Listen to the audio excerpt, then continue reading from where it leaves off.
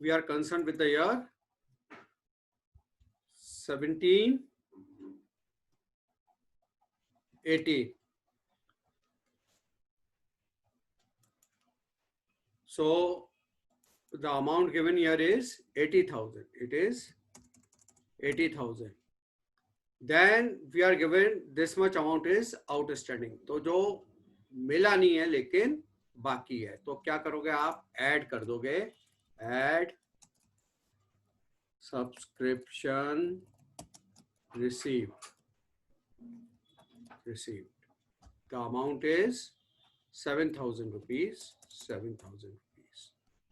Add subscription. Sorry, it is outstanding. It is outstanding. This much amount we have received and this much is outstanding. Then you have received in advance during the last year. You have received in last year, but it relates to this year. So you will have to increase this year income. Add received in previous year. Previous year. कितना था received in previous year? 8,000 rupees. So 8,000 we will write here.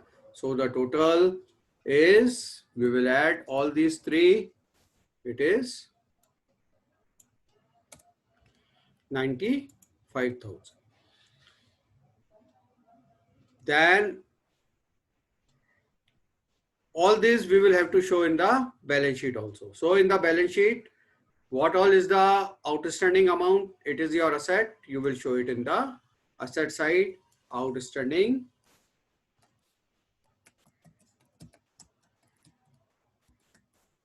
subscription, and you will write for the year 17, 18. The amount is this amount. 7,000 is the amount. You will write 7,000.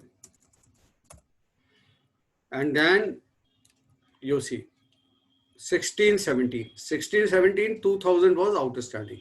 So out of 2,000, 1,500 is received. So balance is 16, 17. Balance is 500. 500 is still to be received. So in the outer column, you will write 7,000. Not here. 7,500. Delete. Then in 18, you have received for the year 18-19 3,500. 18-19 is done next year. So whatever amount is received for 18-19 is pre-received. You have received in advance. So it is a liability for you. You will show it in the liability side of the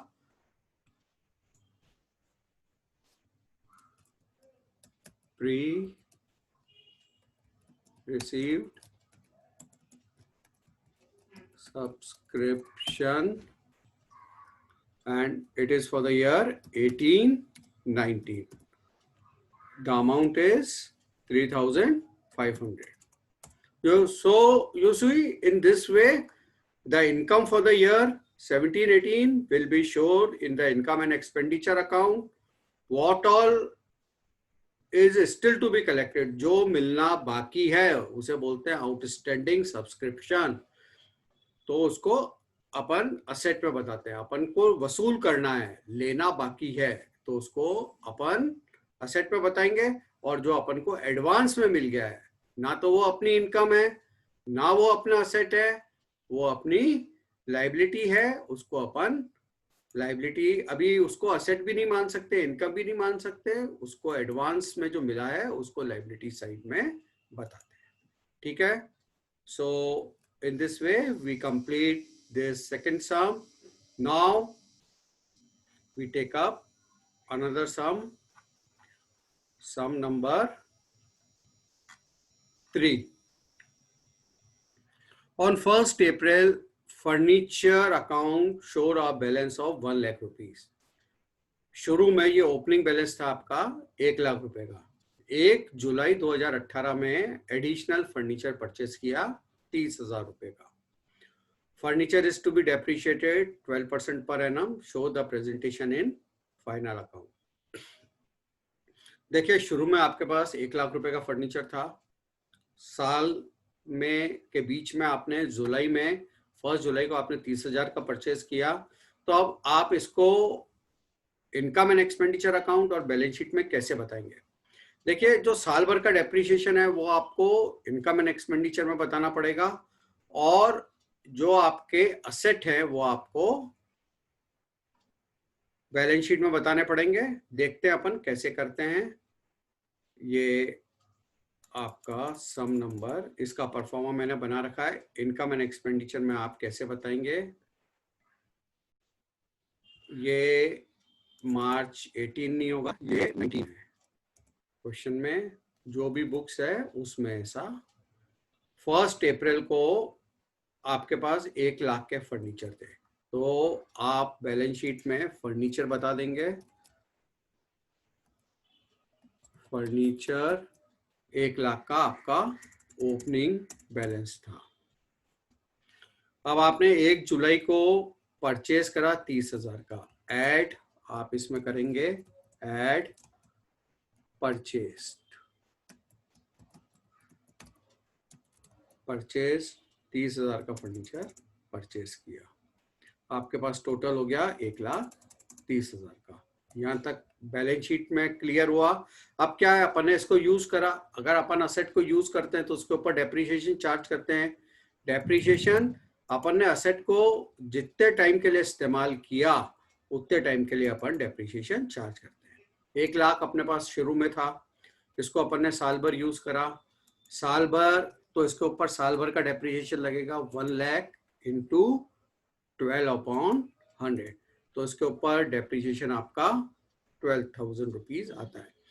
30,000 के ऊपर depreciation लगेगा 12% का, और ये अपन ने purchase किया जुलाई में, तो जुलाई से लेकर के मार्च तक 9 महीने होते हैं, तो इस 30,000 के ऊपर 9 महीने का डेप्रिसिएशन लगेगा। पहले अपन साल भर का डेप्रिसिएशन कैलकुलेट करते हैं, is equal to this into this, तो आपका कितना आया 3,600। अब इस 3,600 को 9/12, क्योंकि अपन ने 3,600 साल भर का है, अब इसको अपन को प्रपोर्शनेट करना है।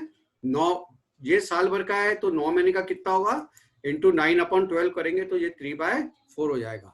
अब इस 3,600 को अपन मल्टीप्लाई करते हैं 3/4 से, तो ये आपका 2,700।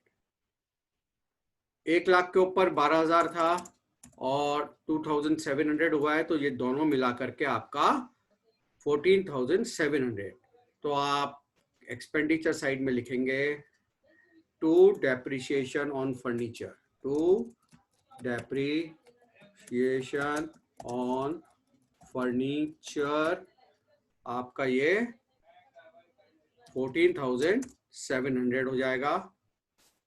और यहाँ पे आप ब्रैकेट में लिख सकते हैं वर्किंग नोट, आपका ये वर्किंग नोट नंबर 1, यहाँ पे लिख दीजिए working note number 1, working note number 1, और यहाँ पे लिख देंगे आप वर्किंग नोट नंबर 1, यहाँ पे आप लिख देंगे वर्किंग नोट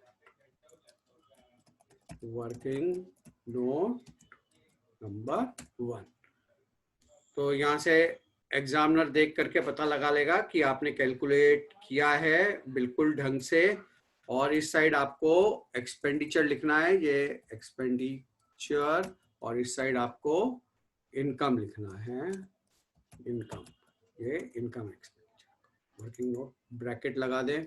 अच्छा, अब ये 14,700 आपको क्या करना है, असेट में से माइनस करना है, लेस डेप्रिसिएशन 14,700, तो आउटर कॉलम में is equal to this minus this, तो आपका ये 1,15,300 ये आप असेट के आउटर कॉलम में बता देंगे। तो आपको इस तरह की information receipt and payment account में दे रखी हो तो आप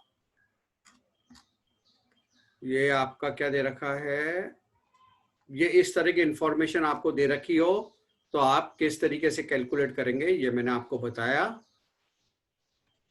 अब question number 4, outstanding expenses and prepaid expenses का किस तरह से अपन इनकम एंड एक्सपेंडिचर और बैलेंस शीट में बताते हैं। आपको बैलेंस शीट दे रखी है मार्च एंडिंग 2018 की बैलेंस शीट दे रखी है। वहां पे आपने 18-19 की सैलरी एडवांस में पे कर दी थी, तो जो एडवांस में पे करी आप असेट में बताएंगे।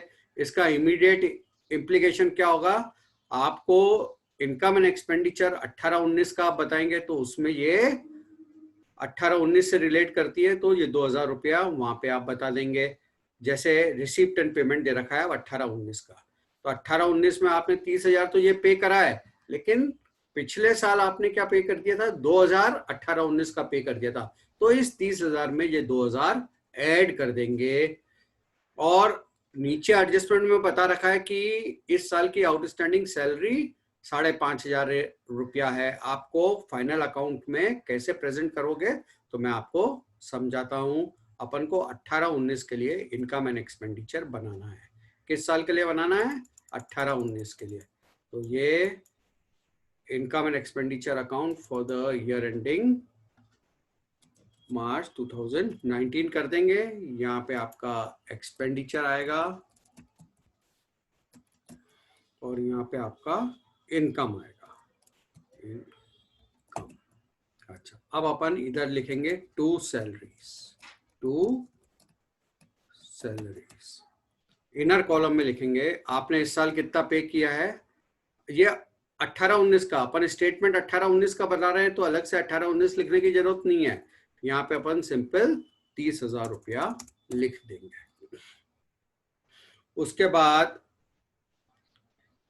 आपने, आपका आउटस्टैंडिंग है एड आउटस्टैंडिंग 5,500, एड आउटस्टैंडिंग मतलब देना बाकी है आउटस्टैंडिंग 5,500।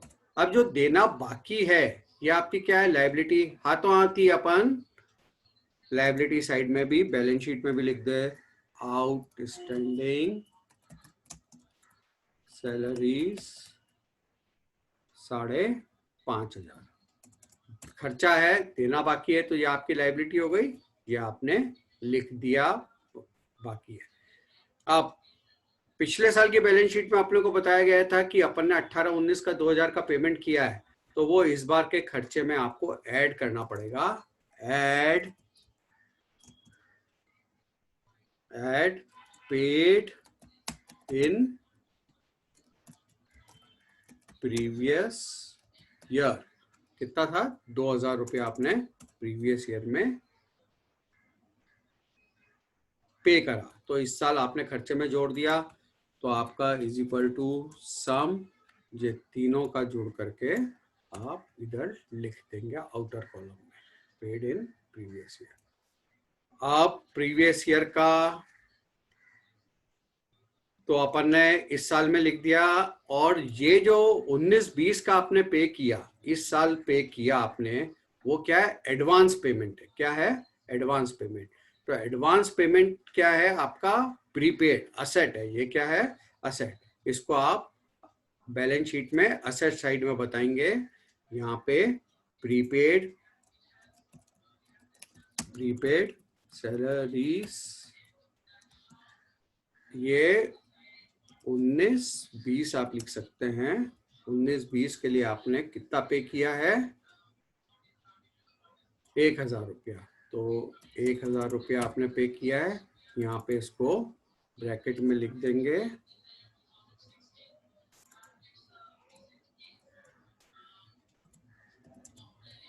ब्रैकेट में तो फाइनल बैलेंस शीट में इस तरह का प्रेजेंटेशन हो जाएगा आपका।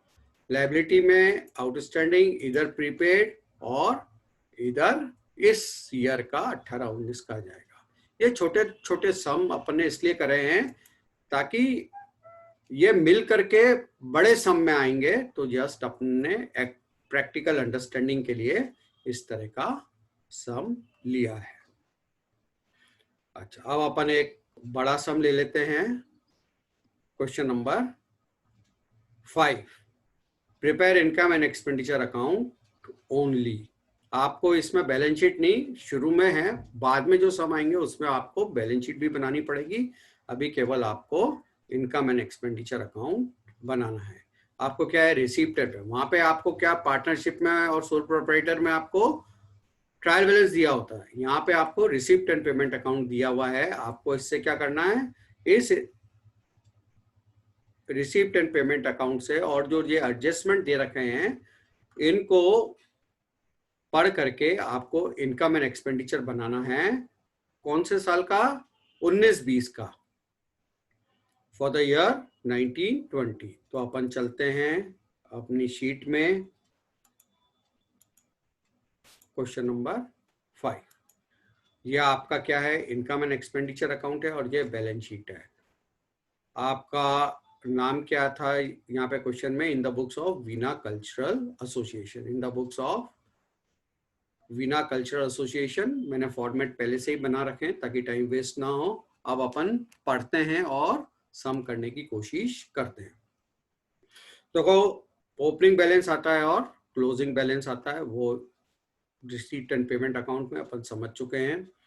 अब सब्सक्रिप्शन दे रखा है, अपन किस ईयर से कंसर्न है, 1920 से। अपन किस ईयर से कंसर्न है, अभी 1920 से। तो 1920 में आपको बनाना है इनकम एंड एक्सपेंडिचर 1920 के लिए, तो अपना फोकस 1920 पे रहेगा। ये वाली चीजें कहाँ पे आएगी, ये भी अपन समझते हैं। ये आपने 20-21 का दे दिया तो ये प्रीपेड है। प्रीपेड अपन कहाँ पे डालते हैं, प्रीपेड अपन को पहले से मिल गया, दे नहीं दिया, सब्सक्रिप्शन मिलता है तो अपन को जो एडवांस में मिल गया वो अपन लायबिलिटी में बताते हैं। 18-19 का अपन को मिला है तो 18-19 का अपन को अगर इंफॉर्मेशन दे रखा है कि बाकी कितना था उसमें से इतना मिल गया है तो बैलेंस अपन असेट में बताएंगे। सम करेंगे जब आपको और अच्छे से समझ में आएगा। फिर डोनेशन जनरल है, इसको इनकम एंड एक्सपेंडिचर में बताएंगे। एंट्रेंस फीस के बारे में कुछ एडजस्टमेंट में दे रखा है कि अपन देखते हैं, ये उस हिसाब से इसका ट्रीटमेंट होगा। और इंटरेस्ट ऑन फिक्स डिपॉजिट आपकी इनकम है, पिकनिक रिसिप्ट आपकी इनकम है। एंट्रेंस फीस के बारे में देख लेते हैं अपन, 60% इज टू बी कैपिटलाइज्ड। देखिए एंट्रेंस फीस के बारे में अगर कुछ भी नहीं कह रखा हो तो पूरा का पूरा आपका कैपिटल फंड में ऐड हो जाएगा। लेकिन अगर एंट्रेंस फीस के बारे में क्वेश्चन कुछ बोलता है तो आपको ट्रीटमेंट उसके अनुसार ही करना पड़ेगा। अब क्या करें, इसमें क्या करना पड़ेगा, 15,000 का 60% कैलकुलेट करना पड़ेगा, उसको तो कैपिटल फंड में ऐड करना पड़ेगा और बाकी 40% आपकी इनकम है तो 40% इनकम एंड एक्सपेंडिचर में बताना होगा। Getting me. उसके बाद अपन अब पेमेंट साइड में आते हैं। अपने को किस ईयर से मतलब है, 19-20 से। तो 19-20 में जो भी आपने पेमेंट किया है 19-20 के लिए, 19-20 में 19-20 के लिए जो पेमेंट किया है वो एक्सपेंडिचर में जाएगा। इसको अपन एक्सपेंडिचर में लिखेंगे। कुछ रेंट का आउटस्टैंडिंग है तो आपको क्या करना पड़ेगा, एक तो एंट्रेंस फीस में एडजस्टमेंट है, वही जिसमें एडजस्टमेंट है उसको आप हाईलाइट कर लो। ये आपको 19-20 का इसमें भी एडजस्टमेंट है, इसको भी हाईलाइट कर लो। फिक्स डिपॉजिट आपने पैसा का फिक्स डिपॉजिट लिया है तो ये खर्चा नहीं है, आपने असेट परचेज किया है तो ये बैलेंस शीट में जाएगा, इनकम एंड एक्सपेंडिचर में नहीं जाएगा। क्योंकि यहाँ पे अपने को इस क्वेश्चन में बैलेंस शीट नहीं पूछी गई है तो अपन बैलेंस शीट नहीं बताएंगे, ना ही इसको इनकम एंड एक्सपेंडिचर में लिखेंगे क्योंकि ये खर्चा नहीं है, ये कैपिटल रेवेन्यू खर्चा नहीं है, ये कैपिटल एक्सपेंडिचर है और कैपिटल एक्सपेंडिचर बैलेंस शीट में जाता है। सन्ड्री एक्सपेंडिचर ये एक्सपेंडिचर में जाएगा। इंश्योरेंस खर्चा है जो एक्सपेंडिचर में जाएगा। प्रिंटिंग एंड स्टेशनरी खर्चा है एक्सपेंडिचर साइड में, ये भी खर्चा है, पिकनिक एक्सपेंसेस एक्सपेंडिचर साइड में, सैलरी एक्सपेंडिचर साइड में, ट्रैवलिंग एक्सपेंसेस एडवर्ट खर्चा है एक्सपेंडिचर साइड में, एडवर्टीजमेंट ये 18-19 का है और अपन किससे मतलब रखते हैं 19-20 से। तो ये खर्चा 18-19 का है तो ये 19-20 के इनकम एंड एक्सपेंडिचर में नहीं जाएगा। 19-20 के इनकम एंड एक्सपेंडिचर में केवल 19-20 का खर्चा जाएगा, 18-19 का खर्चा नहीं जाएगा। तो इसको अपन नहीं लिखेंगे। फिर ये क्लोजिंग बैलेंस है, ये बैलेंस शीट में जाते हैं। ये वाला एडजस्टमेंट अपन ने हाईलाइट कर दिया, रेंट का, एंट्रेंस फीस का भी हाईलाइट कर दिया था, इसका भी हाईलाइट कर दिया था, आउटस्टैंडिंग का और प्रीपेड इंश्योरेंस का नहीं करा था, इसको अपन कर देते हैं। तो कुल मिला के अपने कितने 4 एडजस्टमेंट है, 1 2 3 और ये 4, चारों अपन ने हाईलाइट कर दिए हैं। अब अपन इनकम एंड एक्सपेंडिचर अकाउंट को बनाने चलते हैं। या अब इस साइड में अपन पहले अपन इनकम साइड लिख रहे हैं तो अपन इनकम साइड चलते हैं। बाय सब्सक्रिप्शन अपन को 19-20 का इनकम एंड एक्सपेंडिचर साइड में 19-20 का इनकम एंड एक्सपेंडिचर बनाना है और इनकम साइड में अपन ने सब्सक्रिप्शन लिखा 19-20 का 1 लाख रुपया। कितना है 1 लाख रुपया। ये अपन ने हाईलाइट कर रखा है। एडजस्टमेंट है कितना, ये आपको बोलता है 20,000 रुपया बाकी है। तो जो बाकी है उसको क्या करोगे आप, ऐड आउटस्टैंडिंग, ऐड आउटस्टैंडिंग 20,000 रुपया बाकी है। तो इसको आप टोटल इनकम आपकी कितनी हो गई 1,20,000। और ये जो 20,000 बाकी है ये आपका क्या है, आपका राइट है रिकवर करने का। तो आप इसको बैलेंस शीट में असेट साइड में लिखोगे आउटस्टैंडिंग सब्सक्रिप्शन। कितना अमाउंट है आपका 20,000 रुपया, 20,000 आप लिख देंगे। देखिए ये तो आपने पिछले साल का रिसीव किया था, तो पिछले साल का कहीं पे भी ना इनकम एंड एक्सपेंडिचर में बताएंगे ना बैलेंस शीट में बताएंगे। अब 20-21 का आपने रिसीव किया है, 20-21 का आपने जो एडवांस में, it is pre received income. क्या है ये, प्री रिसीव्ड इनकम। तो आप इसको कहां पे बताएंगे, लायबिलिटी में बताएंगे, प्री रिसीव सब्सक्रिप्शन। ओ सॉरी, इसको आप प्री रिसीव्ड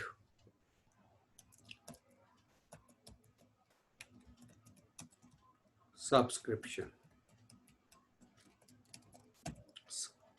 अमाउंट कितना है 8,000 रुपया।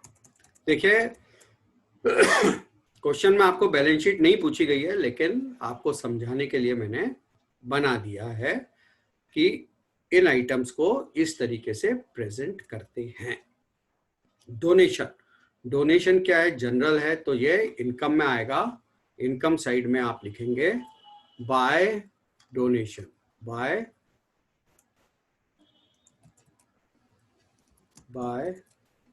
डोनेशन। कितना अमाउंट है डोनेशन का, डोनेशन 25,000 रुपया आपको यहाँ पे लिखना है। उसके बाद एंट्रेंस फीस, एंट्रेंस फीस 15,000 रुपये। कितनी है 15,000 रुपया बाय एंट्रेंस फीस, बाय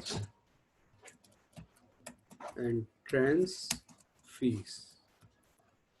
देखिए इसमें एडजस्टमेंट है, 15,000 आपने लिख लिया, 15,000 मिला। अब पॉइंट नंबर 60% कहां पे जाएगी, बैलेंस शीट में जाएगी।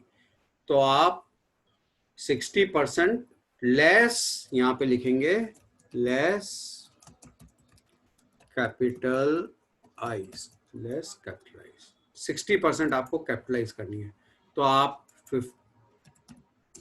15,000 लिखा, इसका 60% आप कैलकुलेट करेंगे, 15,000 इंटू 60%, 60/100।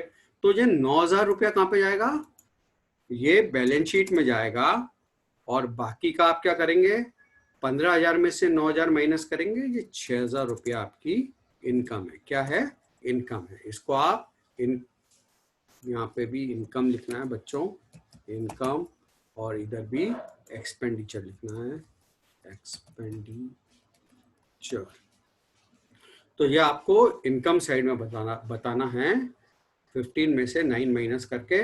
और ये आप यहाँ पे आपको बैलेंस शीट नहीं बनानी है, इसको आप बैलेंस शीट में ट्रांसफर कर देंगे।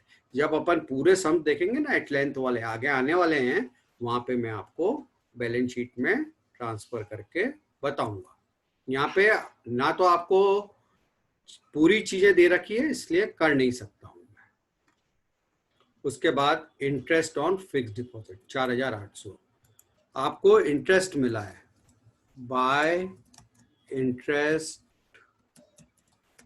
On FD. ये आपकी क्या होती है, इनकम होती है। तो इसको आप 4800 इनकम साइड में लिख देंगे। उसके बाद पिकनिक के लिए आपको पैसा मिला है बाय पिकनिक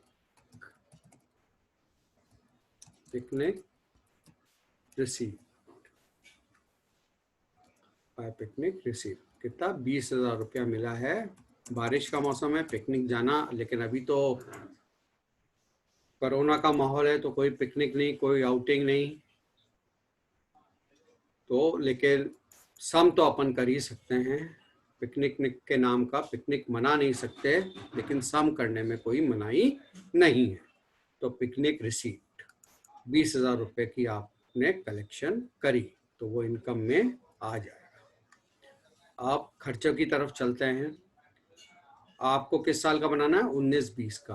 तो 18-19 से आपको कोई अभी मतलब नहीं है, 19-20 में आप लिखेंगे। लेकिन यहाँ पे भी हाईलाइटेड है, देखते हैं क्या एडजस्टमेंट है। आउटस्टैंडिंग मतलब देना बाकी है। तो 19-20 का जो देना बाकी है वो आप ऐड करेंगे। अब अपन खर्चे की तरफ आते हैं। टू रेंट, इनर कॉलम में अपन लिखते हैं 54,300। और इसमें क्या करते हैं अपन, ऐड आउटस्टैंडिंग। कितना बाकी है अपना, अपन ने देखा था बाकी है 7,000 रुपया।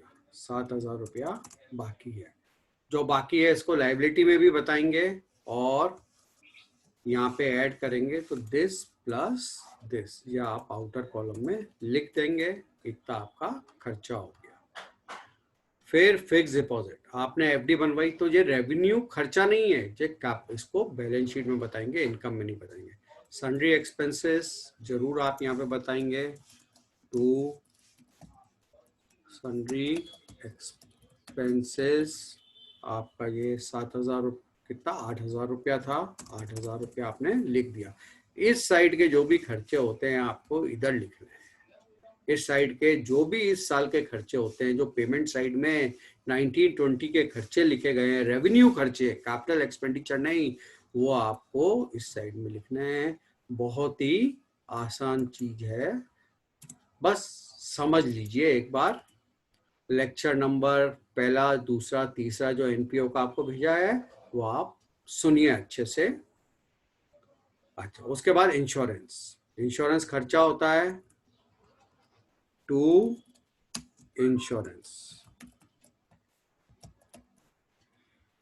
12,000 रुपया लिखा हुआ है, लेकिन इसमें कुछ एडजस्टमेंट है। अपन देखते हैं क्या एडजस्टमेंट है। प्रीपेड है, प्रीपेड को क्या करते हैं अपन, माइनस करते हैं, लेस प्रीपेड। कितना प्रीपेड है, 1,000 रुपया। तो 1,000 रुपया माइनस करा, 12 में से 1 गया, 11,000 रुपया इस साल का खर्चा है। उसके बाद प्रिंटिंग एंड स्टेशनरी खर्चा है 6,000 रुपया। 6,000 रुपया प्रिंटिंग एंड स्टेशनरी का खर्चा है। टू प्रिंटिंग एंड स्टेशनरी का खर्चा है। उसके बाद picnic expenses 18,000। To picnic expenses आपका 18,000। जो पिकनिक से इनकम हुई थी वो इधर लिखी, खर्चा हुआ वो इधर लिखा। आप अल्टरनेटिवली क्या कर सकते हैं, 20,000 इनर कॉलम में लिख सकते हैं और लेस एक्सपेंसेस 18,000 यहाँ पे कर सकते हैं, आउटर कॉलम में इनकम लिख सकते हैं और ऐसे भी बता सकते हैं। सैलरीज 20,000 रुपया कितनी है, 20,000 रुपया टू सैलरीज 20,000 रुपया टू सैलरीज 20,000 रुपया। उसके बाद ट्रैवलिंग एक्सपेंसेस 13,000 रुपया, 13,000 रुपया travelling expenses to travelling expenses 13,000 रुपया। एडवर्टाइजमेंट अपन को मतलब किससे है, 19-20 से, तो 18-19 से अपने को मतलब नहीं है। और ये क्लोजिंग बैलेंस है, अपने को यहाँ पे बैलेंस शीट नहीं बनानी है, तो इससे अपने को मतलब नहीं है, अपन को केवल इनकम एंड एक्सपेंडिचर बनाना था और वो अपन ने सारा बना लिया। अब अपन क्या करते हैं, टोटल करते हैं इनकम साइड की, इज इक्वल टू सम। यहाँ से यहाँ तक अपन ने टोटल करी, आपकी टोटल 1,75,800 है। अब अपन खर्चों की टोटल करते हैं, एक्सपेंडिचर साइड की। एक्सपेंडिचर साइड की टोटल रेंट और ये सब मिला के आपके एक्सपेंडिचर साइड की टोटल आई 1 लाख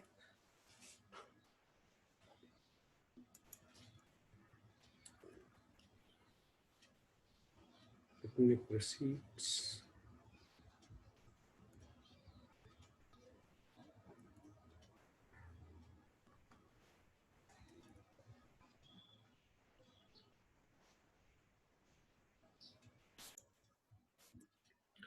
देखिए सैलरी आपकी 20,000 रुपए थी, आपने गलती से 2,000 लिख दी, तो सैलरी का फिगर आपको सही करना होगा। सैलरी आपकी कितनी है, सैलरी आपकी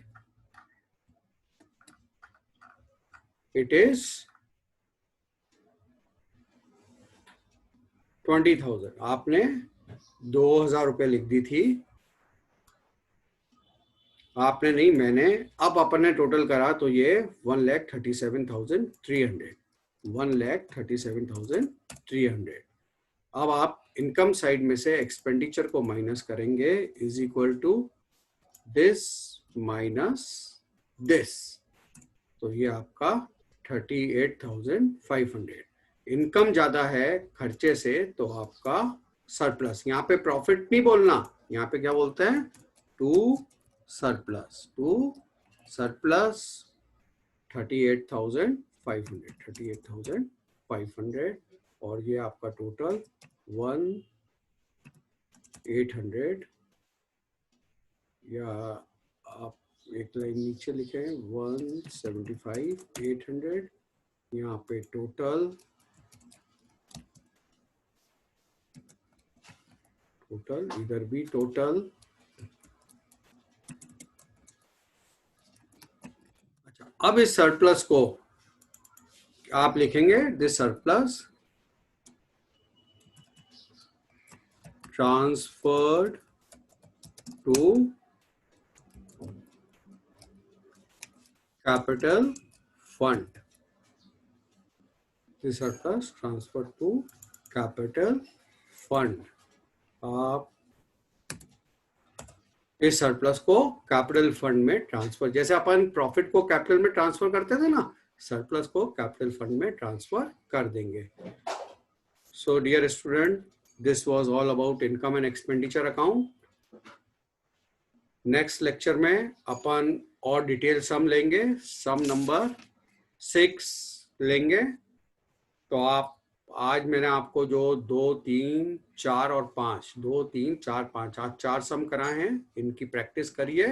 कोई दिक्कत हो तो प्लीज, ये मेरा व्हाट्सएप नंबर है और ये मेरा मेल आईडी, प्लीज कोई दिक्कत हो तो पूछिए।